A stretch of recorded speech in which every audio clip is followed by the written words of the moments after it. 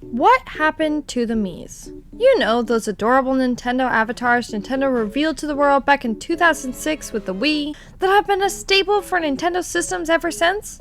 Yeah, those Miis. What happened to them? How did they go from being everywhere to barely even on the systems? And even kicked out of their own franchise? That's what we're gonna look at today. Starting with the reveal with the Wii. Well, to start, the name Mii is a mixture of the system, the Wii, and the word Mii, making Miis. They are customizable characters for Nintendo systems and games, with most of the focus placed on the Mii's face, but also some body changes in their favorite color and birthday and the such. Let's go through the eras of Miis, starting with the best of all, the Wii era. Obviously, seeing that Miis were introduced on the Wii, it of course implemented Miis heavily. We saw the Mii channel automatically downloaded on all systems. Miis also took the primary role in many games, including the Everybody Votes channel, the Check Mii Out channel, Wii Sports, Wii Play, Wii Fit, Wii Party, Wii Fit Plus, Wii Music, and the famous, best of all, Wii Sports Resort. And they were playable characters in many other games such as WarioWare, Smooth Moves, Mario and Sonic at the Olympic Games, Mario Party 8, Mario Kart Wii, Mario Super Sluggers, one of my favorite games of all time, Go Vacation, and many more. Needless to say, Miis were a huge part of the Wii, their debut system, and became an iconic staple for Nintendo. The Mii Maker, of course, made an appearance on the 3DS, and was the player's avatar for their system. All 3DSs also came with the Street Pass Mii Plaza automatically installed. And with the 3DS's Street Pass, the players could, with their Mii, collect other friends' Miis as you walk by them. And with that, they could collect their puzzle pieces and play games with those Miis. Later on, the 3DS would also get an update to have the Miiverse, where players could use their Miis as avatars on a social site based around Nintendo's titles. Miis were used heavily in many games, such as Pilot Wings Resort, Miitopia, and the best game of all time, Tomodachi Life, as well as playing parts in other games like Nintendo X Plus Cats, Pokemon Rumble Blast, Mario Kart 7, and many more. The Miis were definitely enjoyed well on their 3DSs. Miis have also been featured in some of Nintendo's mobile apps, such as Super Mario Run, but they did also get their own full mobile app called Miitomo, which was a spin-off of the very popular Tomodachi Life. However, despite an absolutely explosive launch, seeing as it was also Nintendo's first ever mobile app adventure, their popularity immediately plummeted following the first couple of weeks of launch, due to Nintendo not creating a lot to do in the game until months later, and by the time they added enough features to keep the fanbase happy, it was too little too late, and the app was eventually discontinued forever in 2018, just 2 years after its initial release.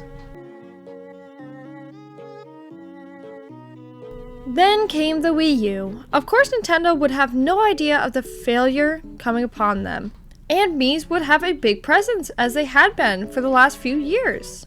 The Mii Maker was once again present, now able to store up to 3,000 Miis, a stark contrast to the 100 max on both the Wii and the 3DS. The Wii U also launched the Miiverse, which, as I said, the 3DS were later updated to also have, showing the Wii U really cared about Miis used as players' avatars. Miis once again were used in many games in many ways, such as Nintendo TV, Wii Sports Club, Super Smash Bros. For the Wii U, Mario Kart 8, New Super Mario Bros. U, Sonic and All-Stars Racing Transformed, and Nintendo Land.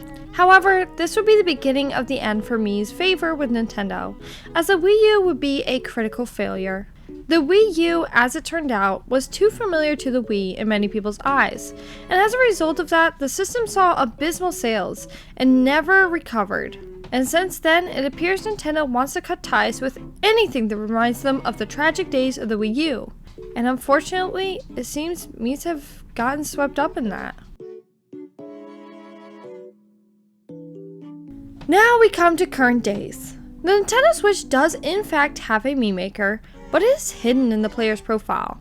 And while you can use your Miis as your account's avatar, you can also now choose from a plethora of characters from all of your favorite Nintendo series for the first time. Sure, we saw the ability to use the Miis in series that they have been in for years, such as Mario Kart 8 Deluxe, Go Vacations Remaster, Super Smash Bros. Ultimate, and New Super Mario Bros. U Deluxe, but nothing new.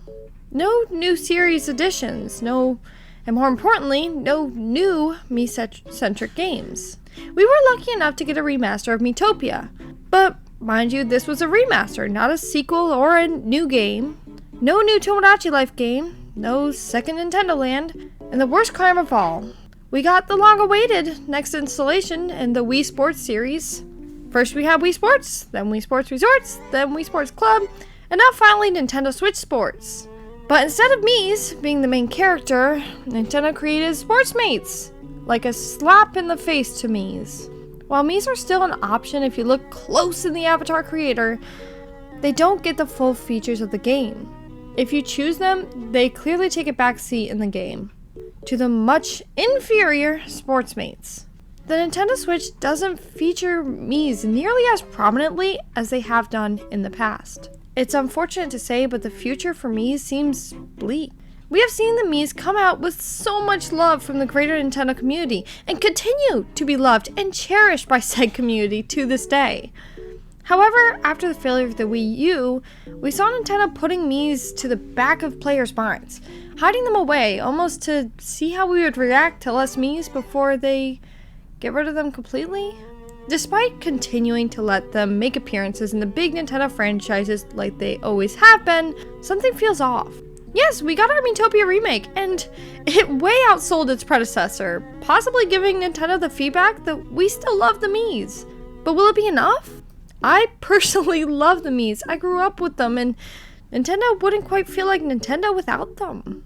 I know the industry is always in with the new and out with the old, but I thought Nintendo was different. I thought Nintendo was better.